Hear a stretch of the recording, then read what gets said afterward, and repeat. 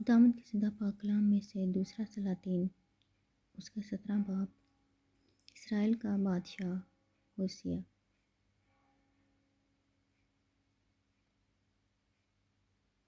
اور شاہ یہودا آخیس کے 12ویں برس سے ایلا کا بیٹا ہوسیہ اسرائیل پر سامریہ میں سلطنت کرنے لگا، اور اس نے 9 برس سلطنت کی، اور اس نے خداوند کی نظر میں بدی کی، تو بھی اسرائیل کے ان بادشاہوں کی مانند نہیں جو اس سے پہلے ہوئے۔ اور شاہ اسور سلمنسر نے اس پر چڑھائی کی، اور ہوسیہ اس کا خادم ہو گیا اور اس کے لیے ہدیہ لایا۔ اور شاہ اسور نے ہوسیہ کی سازش معلوم کر لی، کیونکہ اس نے شاہ مصر سو کے پاس ایلچی بھیجے، اور شاہ اسور کو ہدیہ نہ دیا جیسا وہ سال بسال دیتا تھا۔ سو شاہ اسور نے اسے بند کر دیا اور قید خانہ میں اس کے بیڑیاں ڈال دیں۔ سقوط سامریہ۔ اور شاہ اسور نے ساری مملکت پر چڑھائی کی، اور سامریہ کو جا کر 3 برس اسے گھیرے رہا۔ اور ہوسیہ کے 9ویں برس شاہ اسور نے سامریہ کو لے لیا، اور اسرائیل کو اسیر کر کے اسور میں لے گیا، اور ان کو خلح میں اور جوزان کی ندی غابور پر اور مادیوں کے شہروں میں بسایا۔ اور یہ اس لیے ہوا کہ بنی اسرائیل نے خداوند اپنے خدا کے خلاف، جس نے ان کو ملک مصر سے نکال کر شاہ مصر فرعون کے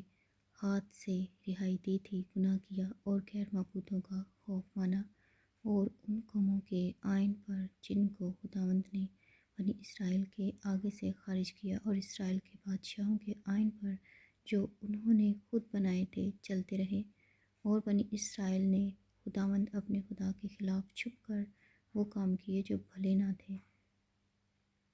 اور انہوں نے اپنے سب شہروں میں نگہبانوں کے برج سے فصیل دار شہر تک اپنے لیے اونچے مقام بنائے، اور ہر ایک اونچے پہاڑ پر اور ہر ایک ہرے درخت کے نیچے انہوں نے اپنے لیے ستونوں اور یسیرتوں کو نصب کیا، اور وہیں ان سب اونچے مقاموں پر ان قوموں کی مانند جن کو خداوند نے ان کے سامنے سے دفع کیا بخور جلایا، اور خداوند کو غصہ دلانے کے لیے شرارتیں کیں اور بتوں کی پرستش کی، جن کے بارے میں خداوند نے ان سے کہا تھا کہ تم یہ کام نہ کرنا۔ تو بھی خداوند سب نبیوں اور غیبینوں کی معرفت اسرائیل اور یہودا کو آگاہ کرتا رہا کہ تم اپنی بری راہوں سے باز آؤ، اور اس ساری شریعت کے مطابق جس کا حکم میں نے تمہارے باپ دادا کو دیا، اور جسے میں نے اپنے بندوں نبیوں کی معرفت تمہارے پاس بھیجا ہے، میرے احکام و آئین کو مانو۔ باوجود اس کے انہوں نے نہ سنا، بلکہ اپنے باپ دادا کی طرح جو خداوند اپنے خدا پر ایمان نہیں لائے تھے، گردن کشی کی، اور اس کے آئین کو اور اس کے عہد کو جو اس نے ان کے باپ دادا سے باندھا تھا، اور اس کی شہادتوں کو جو اس نے ان کو دی تھیں، رد کیا، اور باطل باتوں کے پیرو ہو کر نکمے ہو گئے، اور اپنے آس پاس کی قوموں کی تقلید کی، جن کے بارے میں خداوند نے ان کو تاکید کی تھی کہ وہ ان کے سے کام نہ کریں، اور انہوں نے خداوند اپنے خدا کے سب احکام ترک کر کے اپنے لیے ڈھالی ہوئی مورتیں یعنی 2 بچھڑے بنا لیے، اور یہ سیرت تیار کی، اور آسمانی فوج کی پرستش کی، اور بل کو پوجا۔ اور انہوں نے اپنے بیٹوں اور بیٹیوں کو آگ میں جلوایا، اور فال گیری اور جادوگری سے کام لیا، اور اپنے کو بیچ ڈالا، تاکہ خداوند کی نظر میں بدی کر کے اسے غصہ دلائیں۔ اس لیے خداوند اسرائیل سے بہت ناراض ہوا اور اپنی نظر سے ان کو دور کر دیا۔ سو یہودا کے قبیلہ کے سوا اور کوئی نہ چھوٹا، اور یہودا نے بھی خداوند اپنے خدا کے احکام نہ مانے، بلکہ ان آئین پر چلے جن کو اسرائیل نے بنایا تھا۔ تب خداوند نے اسرائیل کی ساری نسل کو رد کیا، اور ان کو دکھ دیا اور ان کو لٹیروں کے ہاتھ میں کر کے آخرکار ان کو اپنی نظر سے دور کر دیا، کیونکہ اس نے اسرائیل کو داؤد کے گھرانے سے جدا کیا اور انہوں نے نبات کے بیٹے یروبعام کو بادشاہ بنایا، اور یروبعام نے اسرائیل کو خداوند کی پیروی سے دور ہنکایا اور ان سے بڑا گناہ کرایا، اور بنی اسرائیل ان سب گناہوں کی جو یروبعام نے کیے تقلید کرتے رہے، وہ ان سے باز نہ آئے، یہاں تک کہ خداوند نے اسرائیل کو اپنی نظر سے دور کر دیا، جیسا اس نے اپنے سب بندوں کی معرفت جو نبی تھے فرمایا تھا۔ سو اسرائیل اپنے ملک سے اسور کو پہنچایا گیا، جہاں وہ آج تک ہے۔ اسوریوں کی اسرائیل میں آباد کاری، اور شاہ اسور نے بابل اور کوتا اور اوا اور حماد اور سفرائم کے لوگوں کو لا کر بنی اسرائیل کی جگہ سامریا کے شہروں میں بسایا،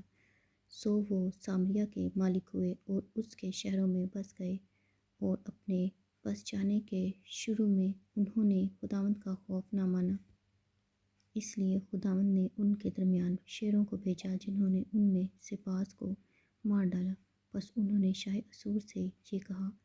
کہ جن قوموں کو تو نے لے جا کر سامریا کے شہروں میں بسایا ہے وہ اس ملک کے خدا کے طریقہ سے واقف نہیں ہیں، چنانچہ اس نے ان میں شیر بھیج دیے ہیں، اور دیکھ وہ ان کو پھاڑتے ہیں، اس لیے کہ وہ اس ملک کے خدا کے طریقہ سے واقف نہیں ہیں۔ تب اسور کے بادشاہ نے یہ حکم دیا کہ جن کاہنوں کو تم وہاں سے لے آئے ہو ان میں سے ایک کو وہاں لے جاؤ، اور وہ جا کر وہیں رہے، اور یہ کاہن ان کو اس ملک کے خدا کا طریقہ سکھائے۔ سو ان کاہنوں میں سے جن کو وہ سامریا سے لے گئے تھے، ایک کاہن آ کر بیت ایل میں رہنے لگا اور ان کو سکھایا کہ ان کو خداوند کا خوف کیوں کر ماننا چاہیے۔ تس پر بھی ہر قوم نے اپنے دیوتا بنائے اور ان کو سامریوں کے بنائے ہوئے اونچے مقاموں کے مندروں میں رکھا۔ ہر قوم نے اپنے شہر میں جہاں اس کی سکونت تھی ایسا ہی کیا، سو بابلیوں نے سکات بنات کو، اور کوتیوں نے نیرگل کو، اور حماتیوں نے اسیما کو، اور اوائیوں نے نجاز اور ترتاق کو بنایا، اور سفریوں نے اپنے بیٹوں کو ادرک ملک اور ان ملک کے لیے جو سفرائم کے دیوتا تھے آگ میں جلایا۔ یوں وہ خداوند سے بھی ڈرتے تھے اور اپنے لیے اونچے مقاموں کے کاہن بھی اپنے ہی میں سے بنا لیے، جو اونچے مقاموں کے مندروں میں ان کے لیے قربانی گزرانتے تھے۔ سو وہ خداوند سے بھی ڈرتے تھے اور اپنی قوموں کے دستور کے مطابق جن میں سے وہ نکال لیے گئے تھے اپنے دیوتا کی پرستش بھی کرتے تھے۔